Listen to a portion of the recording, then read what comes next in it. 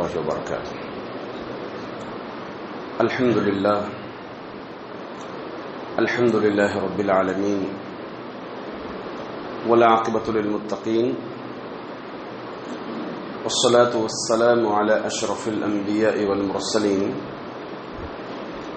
وعلى آله وأصحابه أجمعين ومن تبعهم بإحسان إلى يوم الدين. قال النبي صلى الله عليه وسلم في الحديث: فتؤخذ من أغنيائهم فترد إلى فقرائهم.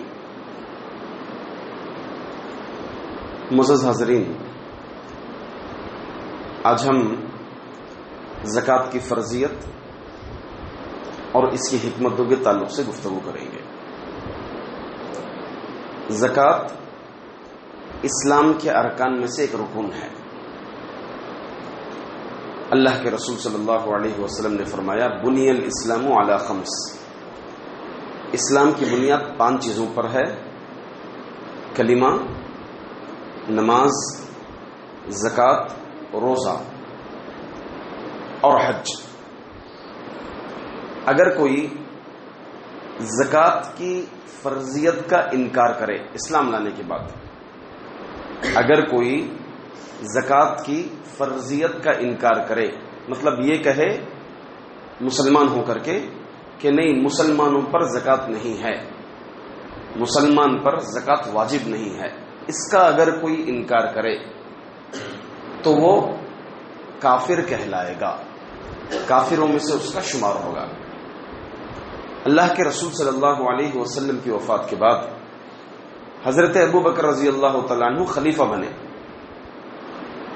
آپ رضی اللہ عنہ خلیفہ بننے کے بعد 3 طرح کے لوگ 3 افکار لے کر آئے، جن کے ساتھ حضرت ابو بکر رضی اللہ تعالیٰ عنہ جنگ کیے۔ ایک اس میں سے وہ تھے جو جھوٹے نبی ہونے کا دعویٰ کر رہے تھے، تو حضرت ابو بکر رضی اللہ تعالیٰ عنہ کے خلاف جنگ کیا۔ دوسرے مرتدین، یعنی اللہ کے رسول صلی اللہ علیہ وسلم کی وفات کے بعد اسلام سے کفر کی طرف جا رہے تھے، تو حضرت ابو بکر رضی اللہ تعالیٰ عنہ ان کے ساتھ جنگ کیا۔ تیسرے جو زکوٰۃ کا انکار کر رہے تھے، زکوٰۃ کی فرضیت کا انکار کر رہے تھے، تو حضرت ابو بکر رضی اللہ تعالیٰ عنہ نے کہا کہ اللہ کے رسول صلی اللہ علیہ وسلم کے زمانے میں اونٹ کی ایک رسی ہی صحیح جو باندھا جاتا ہے اونٹ کو، اگر آپ صلی اللہ علیہ وسلم کے زمانے میں دیتے تھے، وہ اگر اس بار دینے سے انکار کریں گے تو میں ان سے جنگ کروں گا۔ حضرت ابو بکر رضی اللہ تعالیٰ عنہ جنگ کیے اور باقاعدہ طور پر لوگ زکوٰۃ دینا شروع ہوئے اور قائلین ہوئے۔ اور اگر کوئی زکوٰۃ کی فرضیت کو تو مانتا ہے مگر زکوٰۃ نہیں دیتا، بخیلی کی وجہ سے زکوٰۃ نہیں دیتا، مال کا ایک سرمایہ ہے اس کے پاس، اس میں سے کچھ حصہ یعنی 2.5% زکوٰۃ نکالنا ہے، اس زکوٰۃ نکالنے سے بخیلی کرتا ہے اور نہیں نکالتا، اس کے لیے قرآن اور حدیث میں وعیدیں ہیں۔ چنانچہ سورۃ توبہ کے اندر ہے، اللہ تعالیٰ فرماتے ہیں: وَالَّذِينَ يَكْنِزُونَ الذَّهَبَ وَالْفِضَّةَ وَلَا يُنْفِقُونَهَا فِي سَبِيلِ اللَّهِ فَبَشِّرْهُمْ بِعَذَابٍ أَلِيمٍ۔ جو لوگ مال جمع کرتے ہیں، سونا جمع کرتے ہیں، خزانہ جمع کرتے ہیں، اللہ کے راستے میں خرچ نہیں کرتے، مطلب زکوٰۃ نہیں نکالتے، محمد صلی اللہ علیہ وسلم آپ انہیں دردناک عذاب کی بشارت دے دیجئے۔ عذاب کیا ہوگا؟ قرآن کریم آگے بول رہا ہے: یوم یحما علیہا جباہہم وجنوبہم وظہورہم ھذا ما کنزتم لانفسکم فذوقوا ما کنتم تکنزون۔ یوم یحما علیہا، وہ مال جو رکھا تھا دنیا میں، اس مال کو تپایا جائے گا جہنم کی آگ سے، جہنم کی آگ سے اس مال کو تپایا جائے گا، گرمایا جائے گا، پھر اس کے چہروں پر، اس کی پیٹھ پر داغا جائے گا اور کہا جائے گا، مال خود کہے گا ھذا ما کنزتم، فرشتے کہیں گے کہ ھذا ما کنزتم لانفسکم، یہی مال تو جمع کرتا تھا نا دنیا میں، زکات دینے سے انکار کرتے تھا نا، لے اب مزہ چکھ اس کا۔ اسی طرح حدیث میں آتا ہے، اللہ کے رسول صلی اللہ علیہ وسلم فرماتے ہیں کہ جو آدمی دنیا میں زکات نہیں نکالتا، فرضیت کو مانتا ہے مگر زکات دینے سے انکار کرتا ہے، دیتا نہیں زکات بخیلی کی وجہ سے یا مال کی کم ہونے کی وجہ سے، مال کی حرص کی وجہ سے، تو کل اس کے مال کو ایک گنجے سانپ کی شکل دی جائے گی۔ حدیث میں آتا ہے جس کے 2 آنکھ سیاہ آنکھ ہوں گے اور وہ اس کے گلے میں توخ پہنا کر کے ڈالا جائے گا، سانپ ازدا، اور وہ ازدا جو ہے اس کے جبڑے کو پکڑے گا کھینچے گا، جبڑے کو پکڑے گا کھینچے گا اور کہے گا انا کنزکا انا مالکا، میں تیرا مال ہوں، میں تیرا خزانہ ہوں، وغیرہ حدیث میں آیا ہے۔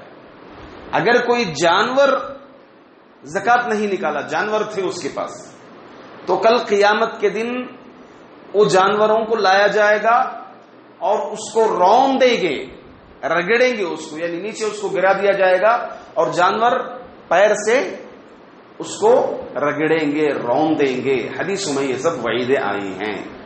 تو معلوم ہوا زکات نہ نکالنے والے کے لیے کل قیامت کے دن بہت زیادہ وعیدیں ہیں۔ زکات نکالنے کی بہت ساری حکمتیں ہیں۔ حکمتیں، ایک تو زکات نکالنے والے کے لیے کئی فائدے ہیں۔ کیا فائدے ہیں؟ بخیلی سے بچ جائے گا، اللہ کے راستے میں خرچ کرنے والا بنے گا۔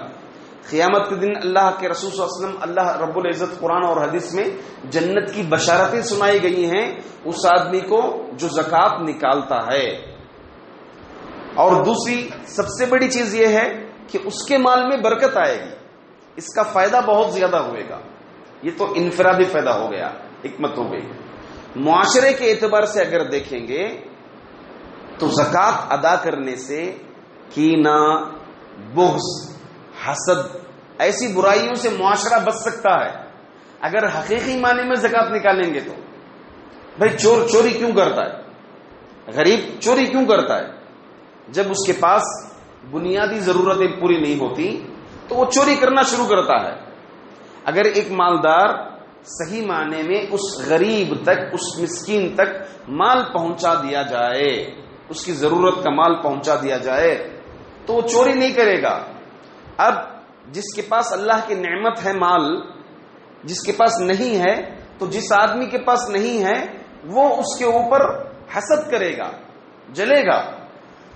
اگر وہ مالدار اس غریب کو مال دے دے تو یہ چیز ختم ہو جاتی ہے، تو معاشرے میں ایک پیس پیدا ہوتا ہے، معاشرے کے اندر حسد، بغض، ایسی برائیاں ختم ہو سکتی ہیں اگر کوئی زکات نکالے تو۔